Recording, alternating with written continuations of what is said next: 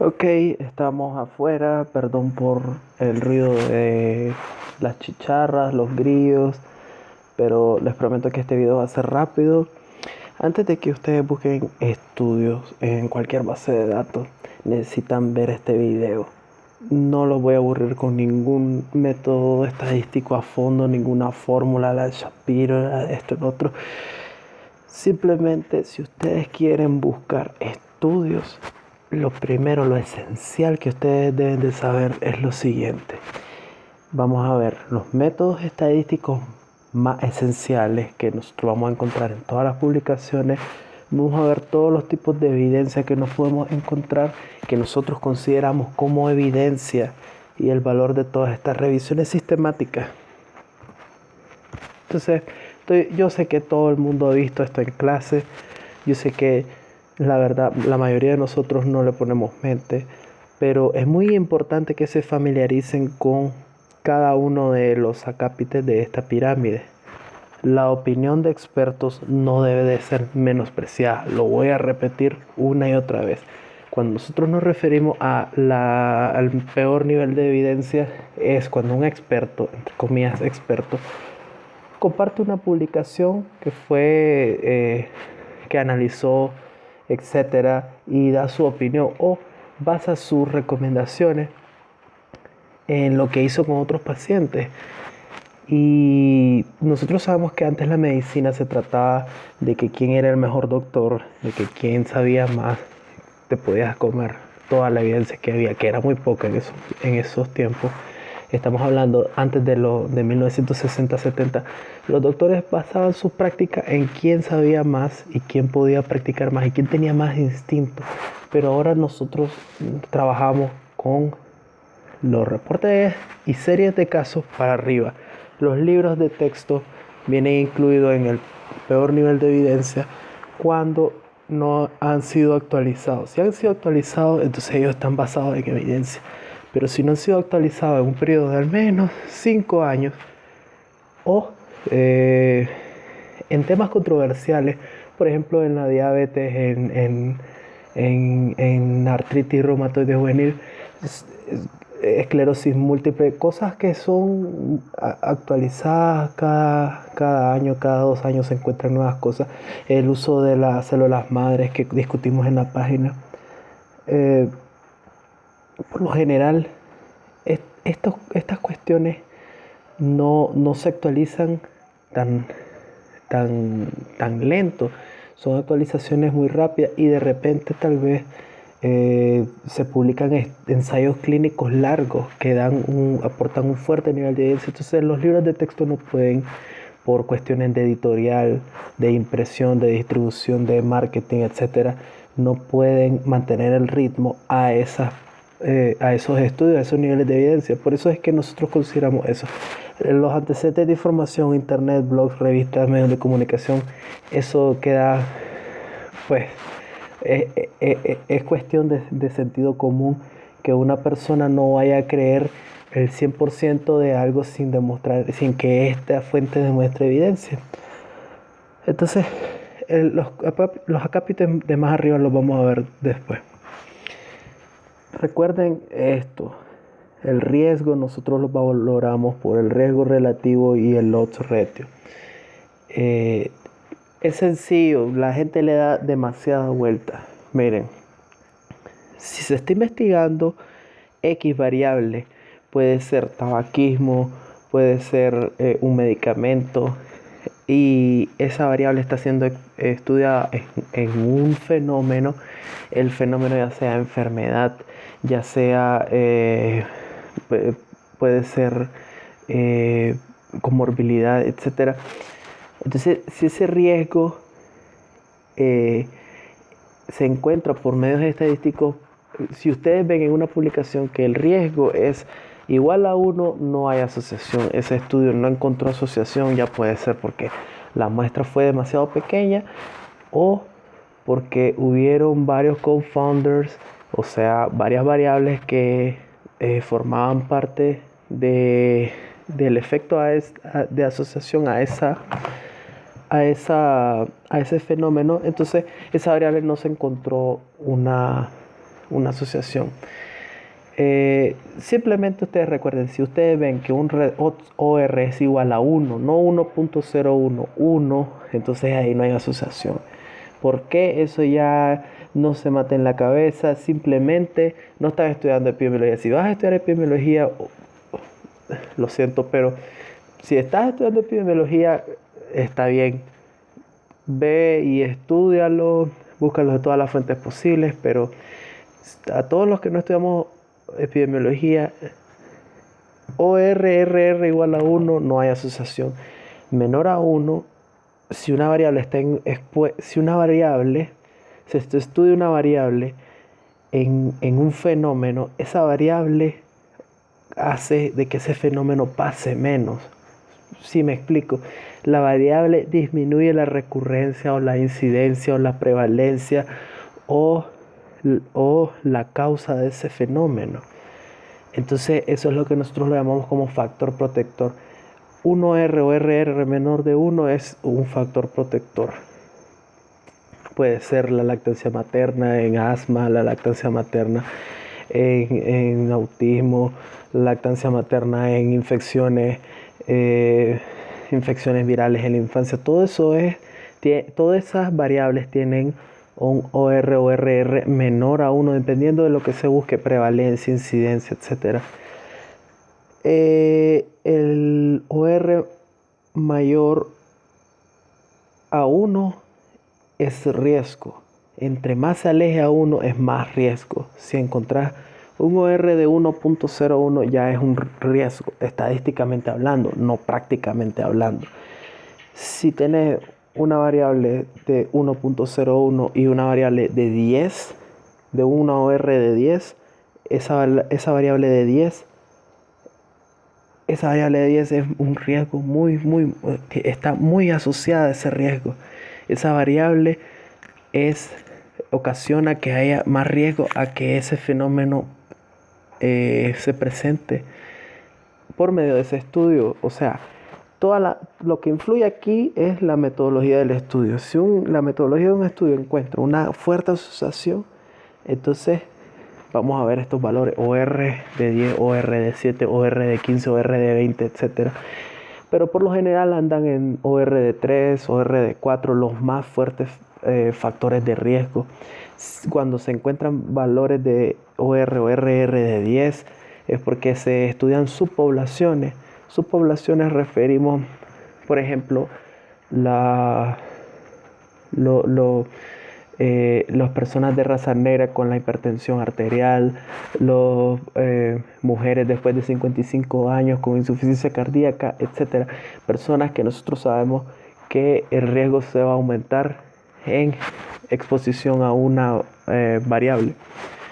Y aparte del riesgo tenemos el valor de P. El valor de P representa, cuando nosotros tenemos un valor de P menor de 0.05, nosotros podemos decir que una población, una muestra de un estudio, no la población, una muestra de un estudio representa la población de donde se tomó.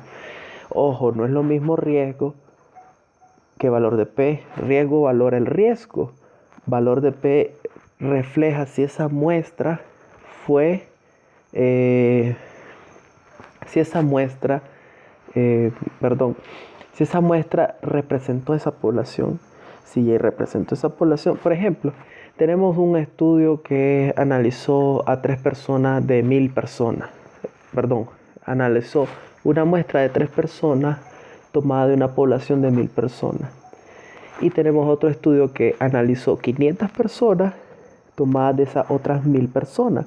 Entonces, por lógica, ¿qué muestra es más representativa de esa población? La de 500 personas. Y probablemente si por medios estadísticos vamos a encontrar que esta muestra va a tener un valor de P menor de 0.05. Igual podemos tomar una muestra de 500 personas de 10.000 y podemos encontrar estos valores. Todo depende de los medios estadísticos. Los medios estadísticos nos indican, cuando vos vas a hacer un estudio, tenés que poner tu intervalo de confianza y según la población total te va a decir cuántas personas necesitas para demostrar que haya asociación, que haya una representación de esa población. Porque no vamos a estudiar, digamos, aquí donde vivo en Matagalpa, hay 85.000 personas, no voy a estudiar las 85, las 120.000 personas, no voy a estudiar las 120.000 personas, voy a estudiar una pequeña parte, pero que me demuestre que represente a toda la población en general, lo suficientemente grande. Entonces, estudios de 3, 20, 40 individuos no demuestran, no representan una población. Quiero que entiendan eso muy bien. Y el criterio a tomar es que sea menor de 0.05, pero este criterio no es exclusivo. Vos podés buscar un intervalo de confianza de 99% con un valor de P de 0. Menor de 0.01 para buscar una mayor fuerte asociación si ya quieres buscar si ya quieres indagar más en ese factor de riesgo. Todo eso a la práctica va a hacer más sentido, pero también cabe recalcar de que nunca nada es absoluto. Si vos tenés un estudio con una muestra de con una muestra que refleja un valor de P de 0.0001 y un intervalo de confianza de 99% y está dentro, el resultado está dentro de ese intervalo, está alrededor de ese intervalo de confianza, y tenés un OR de 7 con una muestra, una muestra de, digamos, unas 2.000 personas. Ese estudio es muy creíble, y la verdad nosotros tenemos que buscar estudios así, no tenemos que buscar estudios de 15 individuos estudiados demostraron que el PCR no indicó que tuvieran la enfermedad o no. Esos estudios no representan poblaciones, no representan por medios estadísticos una verdad. Entonces vamos al otro punto, donde hay siempre confusión. El intervalo de confianza nos refiere, por así decirlo, en los valores en los que se puede encontrar nuestro OR y RR. En este caso, digamos que nuestro intervalo de confianza del 95% para un odds ratio de 1.95 está entre valores de 1.6 y 2.1. Digamos que 1.6 es este círculo de adentro y 2.1 es todo lo de afuera. La distancia, los valores que están entre la línea delgada y esta otra línea de aquí, esta línea delgada y esta otra línea delgada, eso es nuestro intervalo de confianza. Todo esto que está en verde es nuestro intervalo de confianza. Aquí es donde se puede encontrar nuestro valor. No exclusivamente dentro, no tiene que estar dentro de estos valores, puede estar alrededor. Y alrededor me refiero a esto de acá. Puede ser que está acá o puede ser que está aquí adentro. Si es igual a 1, no hay asociación. Igual que en el odds ratio y en el RR no hay asociación. Solo quiero que entiendan eso, solo tienen que saber eso al leer estudios. Ya al hacer investigaciones y estudiar epidemiología, etcétera, ya otra cosa. Al analizar estudios y publicaciones, esto es lo que tenemos que saber. Si se encontraba dentro de este intervalo de confianza. ¿Por qué es importante saber eso? Porque si tenemos un intervalo de confianza muy amplio, muy alargado, entonces ese estudio no nos está diciendo nada. Si encontramos que el estudio dice que tiene un intervalo de confianza de 1.01, que está ya casi en la no asociación, hasta 10, como les dije, la mayoría de los estudios se encuentran más o menos en 3, 4, las fuertes asociaciones cuando hay un OR o RR que representa un factor de riesgo. Entonces, si tenemos un intervalo de confianza del 95% y nos dice que está entre 1.01 y 10.1, miren la gran distancia que hay entre estos dos valores, entre estos dos rangos. Digamos que aquí es 10.1 y aquí es 1.1. Entonces puede encontrarse hasta aquí afuera este punto rojo, que es el resultado, la verdad, por así decirlo, lo que está buscando el estudio. El estudio, por su metodología, no lo encontró, simplemente encontró un aproximado por su metodología. Entonces, se puede encontrar aquí o se puede encontrar aquí cerca, pero no, esto no nos dice nada comparado a un estudio muy bien hecho, sin sesgo, sin confounder, con una muestra representativa, con un valor de P menor de 0.05. Entonces es muy diferente esto a esto. Y vamos al otro punto, que es la hipótesis nula, y que aquí hay mucha confusión aún en las facultades de medicina. A mí me pasó el particular de cuando expuse mi tesis, me preguntaron que para qué dije hipótesis nula. Bueno, porque ese es el objetivo de todo estudio. Un ejemplo muy claro fue, tomando un ejemplo, al inicio de la pandemia, la evidencia por estudios observacionales demostraba de que los corticoides aumentaban la mortalidad. Cuando se aplicaban corticoides a los pacientes que estaban intubados, se veía que había un aumento muy significativo en la mortalidad. Y eso era como para febrero, inicios de mayo. Y se dejó de poner corticoides, a pesar de que ha estado establecido por mucho tiempo varios avances en cuestión de la unidad de cuidados intensivos, en cuestión del síndrome de falla respiratoria aguda. Pero bueno, el punto es que eso se creía en ese momento, esa era la hipótesis nula, que los corticoides no eran eficaces para tratar a pacientes con COVID-19 severo. Eso es lo que se creía. Entonces, un grupo de investigadores en Oxford, creo que fue un estudio publicado en Inglaterra, la verdad no recuerdo, pero fue un ensayo clínico muy largo en el cual se descubrió y se demostró por medios estadísticos en un ensayo clínico, el más largo hasta ahorita hecho, que la dexametasona disminuye en realidad la mortalidad de los pacientes intubados, la dexametasona siendo un corticoide, un mineral corticoide. Entonces, ellos se plantearon esta pregunta de investigación: si la dexametasona disminuía la mortalidad en pacientes con COVID-19 severo. Esta era la hipótesis del estudio y buscaba rechazar la hipótesis nula, y en efectivo la rechazó. Ahora nuestra hipótesis nula en la actualidad es que la dexametasona disminuye la mortalidad, y esto es por medio de un ensayo clínico aleatorizado, creo que fue doble ciego. Muy fuerte evidencia, pero si se hace un metaanálisis valorando la efectividad de la dexametasona y se encuentra de que en realidad no hay asociación. Ojo, estamos hablando un ensayo clínico aleatorizado, rechazó estudios observacionales, rechazó la hipótesis nula de estudios observacionales y pasó a ser hipótesis nula. Ahora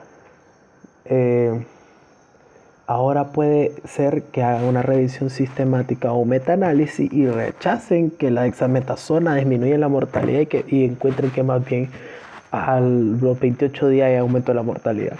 Eso puede ser. No hay verdad absoluta en medicina, y por eso es que somos una comunidad científica en la cual el conocimiento va evolucionando. Y es muy importante que tengamos claro que es la hipótesis nula, dado que al leer un estudio lo que se tiene que hacer es ver qué pregunta de investigación hicieron al iniciar toda la investigación, porque si ellos hicieron una hipótesis de un estudio y encontraron un resultado al azar que no estaban investigando, entonces eso no es rechazar hipótesis nula. ¿Me entienden? Si el estudio encontró un resultado, por lo general los autores dicen, pero este estudio al inicio de ellos dicen, nos planteamos, según los antecedentes, nos planteamos que, por ejemplo, el tocilizumab reduce la mortalidad o reduce la mortalidad del COVID-19 severo. Y de repente ellos, los autores del estudio, encuentran al final del estudio que el tocilizumab, por ejemplo, que el tocilizumab no reducía la mortalidad del estudio, pero sí disminuía los días de hospitalización. Si ellos no se plantearon esa hipótesis del estudio al inicio, entonces esa evidencia que ellos están presentando es como dudosa. No sé si me explico. Entonces, que aparte de medios estadísticos, nosotros tenemos que tener muy presente de que todos los autores de los estudios pueden estar influenciados o predispuestos a encontrar un hallazgo, ya sea que ellos quieran que su estudio impacte a la comunidad científica, especialmente ahorita que en la pandemia nosotros estamos muy ansiosos por obtener información y respuesta acerca de todas las preguntas que tenemos. Pero si el investigador se predispone a hallar resultados positivos de su estudio, entonces no va a ser transparente de acuerdo a ellos. Por lo cual nosotros tenemos que tener muchos pasos en la pirámide de evidencia para determinar que esos resultados de todos esos estudios no sean sesgados. Entonces, ¿qué es lo que pasa con los sesgos de investigación? Que las casas comerciales tienen que financiar, claro que sí, los laboratorios farmacéuticos tienen que financiar la investigación, porque esta cuestión de la medicina basada en evidencia no se trata de nosotros, se trata de los pacientes. Y cualquier financiamiento es bueno, con tal de que el autor tome todos los pasos basados en metodología transparente para alcanzar un resultado sin sesgos. Entonces, un ejemplo muy claro fue un estudio que hicieron sobre la hidroxicloroquina con la citromicina, que hasta el momento la hipótesis nula, la evidencia nos indica de que no es efectiva ni para tratar ni para prevenir. Pero en mayo en Lancet se publicó un estudio, en el momento el más grande estudio de mayor evidencia de toda la cuestión del COVID-19, que decía el estudio que la hidroxicloroquina más acitromicina aumentaba la mortalidad en los pacientes, ya sea hospitalizados o en unidad de cuidados intensivos, o sea, en COVID moderado y COVID severo. Cuestión de que es muy contradictoria con la evidencia de la seguridad de la hidroxicloroquina ya usado tanto años atrás en pacientes con artritis reumatoide u otras enfermedades que usan la hidroxicloroquina como inmunomodulador. Pero bueno, estos autores encontraron una mortalidad de 16% en el estudio que ellos presentaron, que era una muestra larguísima, enorme, creo que eran 20.000 individuos estudiados. Es un estudio observacional, conste. Entonces ellos usaron bases de datos que después no pudieron demostrar que sus hallazgos hayan sido transparentes. Entonces, cuando la comunidad científica los empezó a hacer preguntas, ellos no pudieron dar las bases de datos que ellos ocuparon, las bases de datos que ellos usaron, no pudieron dar respuesta de los hallazgos de que estos investigadores encontraron. No pudieron proporcionar una base de datos para realizar por medios independientes cálculos parecidos a los que había hecho el investigador para ver si los resultados fueron acordes a la realidad. Entonces, eso nos deja una gran... y han habido muchos estudios que se han retractado, no solamente ese. Es algo muy común en la práctica de investigación, pero el detalle es que en tiempos de pandemia Nosotros tenemos que ser capaces de leer estudios y no tomarlos a la ligera y no tomarlo un estudio aislado como una evidencia, eh, porque vamos a caer en el juego de los sesgos de los investigadores. Entonces, con esto quiero llegar a los niveles de evidencia. Acordémonos que la opinión de expertos no debe ser despreciada. Hay muchos ejemplos, la verdad no voy a mencionar ninguno por ética, pero hay muchos expertos que están recomendando terapias basadas en su experiencia, y eso no debe de ser así.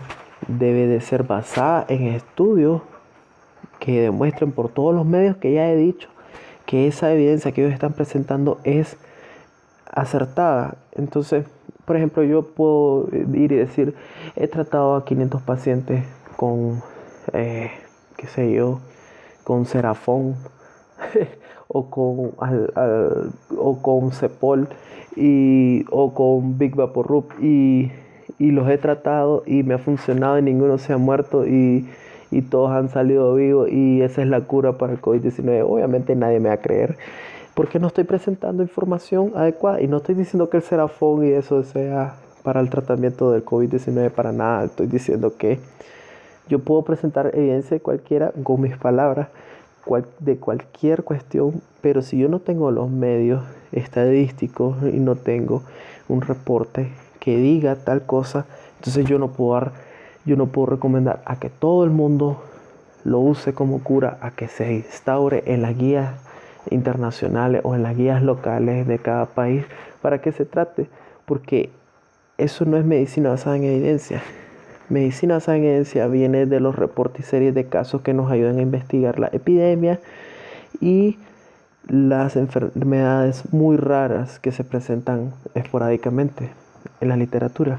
Si vos querés buscar una enfermedad muy rara, vas a querer ser un subespecialista. Entonces vas a usar mucho las series de casos y los reportes de casos. Y está bien, es muy buena evidencia. Y por lo general en estos reportes y series de casos, los autores discuten lo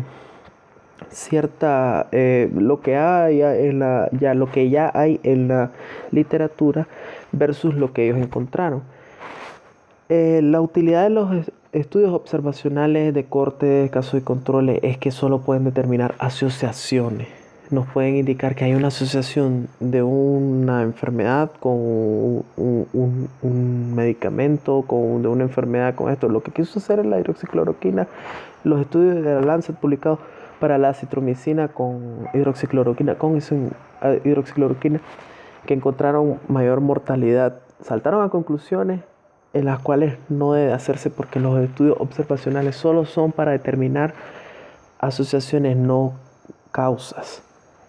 Lo que sí es que al llevar mucha metodología tienen menos riesgo de sesgo. Contrario a los ensayos clínicos aleatorizados, controlados, que ellos pueden determinar casualidad, pero existe un alto riesgo de sesgo, dado de que el autor puede estar influenciado. Entonces, si ustedes leen un ensayo clínico y no dice aleatorizado y no dice que sea de doble ciego o de ciego, entonces ese ensayo clínico no sirve de evidencia. De así lo digo, no sirve de evidencia. Lo siento si ofendo a alguien, pero es cierto. Si un ensayo clínico no llegó a la aleatorización, no lo puede usar nadie como evidencia de nada. Lo malo de los ensayos clínicos es que uno tarda mucho tiempo en tener la aprobación de los comités de ética, tarda mucho tiempo en enlistar a los pacientes. Por lo general estos pacientes abandonan los ensayos clínicos y la muestra inicial se reduce, hay menor significancia estadística. Pero para resolver esto, un ensayo clínico bien hecho con una población, con una muestra de una población significativa que ha demostrado un resultado positivo de investigación, entonces entra a una revisión sistemática.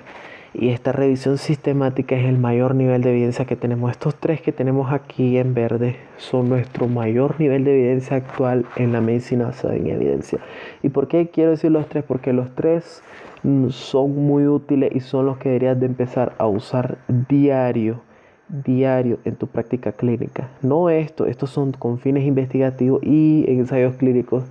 Si no hay revisiones sistemáticas, por ejemplo, con lo de la dexametasona en estos momentos, el mayor ensayo clínico es nuestro mayor nivel de evidencia. Pero si se llega a hacer una revisión sistemática y ha sido revisada por terceros y encuentra que la dexametasona más bien aumenta la mortalidad a 28 días, entonces ese va a ser nuestra orientación a una hipótesis nula. ¿Por qué decimos hipótesis nula? Porque ningún estudio cambia ningún paradigma, ningún solo estudio, ni siquiera los metaanálisis pueden cambiar los paradigmas de la medicina. Solo nos pueden orientar, nos pueden ayudar a orientarnos en la clínica, no nos pueden cambiar todo nuestro paradigma. Quiero que sean claros en eso.